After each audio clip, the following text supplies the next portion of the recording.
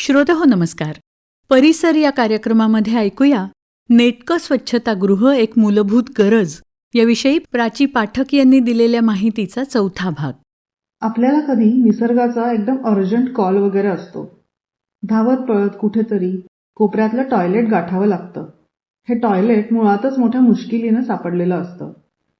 सार्वजनिक टॉयलेट्स आणि स्वच्छता हे जणू विरुद्धार्थी शब्द आहेत अशी ही खोली असते.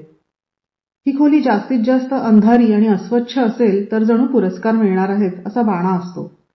सगळ्या वासांमधून, पचपचित पाण्यातून, घाणीतून कपडे सावरत आणि तोल सांभाळत आपण तिथे पोहोचलेलो असतो.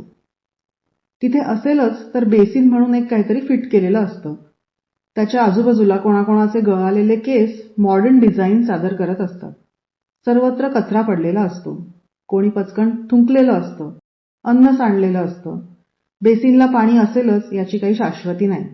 पाणी असेल तर नळ नीट बंद होतील याचीही खात्री नाही. सगळं आसपास तुंबलेलं. त्यामुळे त्या नळाला हात सुद्धा लावावासा वाटत नाही. ह्या सगळ्या परिस्थितीचा अंदाज घेऊन धावत पळत आपण एखादं टॉयलेट त्यातल्या त्यात बरं स्वच्छ म्हणून गाठलं तर आपल्या हातातलं सामान, पर्स, बॅग हे सगळं टांगायला तिथे काही सोयच केलेली नसते. मुळात सार्वजनिक शौचालयांना दारं असतीलच ह्याचीही शाश्वती नसते.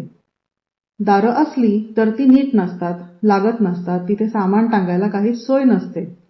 त्या दारांच्या कड्या इतक्या घाण असतात की त्या कडीला आपली पर्स किंवा बॅग लटकवून कार्यभाग उरकायचा असेल तर दाराच्या मागची घाणच आपल्या बॅगेला लागू शकते.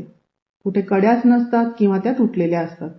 त्यात ही सगळी ओलसर, अंधारी आणि वासाची जागा. आपल्या सगळ्या इंद्रियांना जणू हाय अलर्टच. त्यामुळे खाली काही ठेवता येत नाही. शौचालयात भारतीय भांडं असेल तर आजूबाजूला ठेवलेल्या वस्तूवर मूत्राचा सडाच उडू शकतो. आपण जर धाडस करून शौचालयाच्या बाहेर काही सामान ठेवलं तर आपला कार्यभाग उरकून येईपर्यंत ती बॅग गायब झालेली असू शकते. बेसिनच्या आजूबाजूला काही ठेवायचं म्हटलं तर तिथे सगळं ओलं असतं. सामान सुरक्षित राहील याची खात्री नसते. कमोड असेल तर वेगळेच प्रश्न असतात. या सगळ्या मनातल्या कचकचीवर किती सोपा उपाय असतो. केवळ एक मजबूत खुंटी किंवा एखादा खिळा, एखादं हुक शौचालयाच्या दाराला, भिंतीला जरा उंचावर लावून ही सर्व गैरसोय मिटते.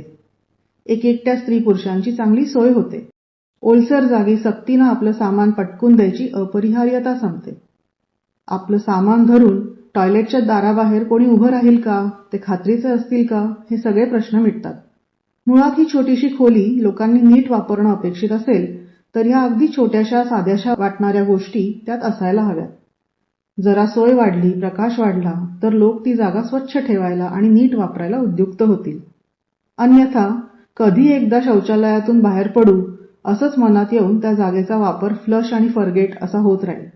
आपल्या सवयी तशाच राहतील, अस्वच्छता देखील तशीच राहील आणि सुधारणा होणारच नाही. कायम नकोशी आणि घाणेरडी वास्तू अशी शौचालयाची प्रतिमा पुसायची असेल तर एका लहानशा खुंटीने देखील सुधारण्याची एक पायरी चढली जाते.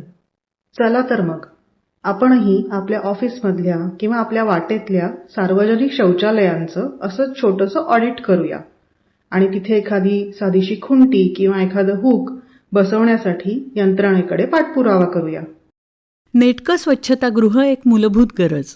प्राची पाठक यांनी दिलेल्या माहितीचा चौथा आणि शेवटचा भाग आत्ताच आपण ऐकला.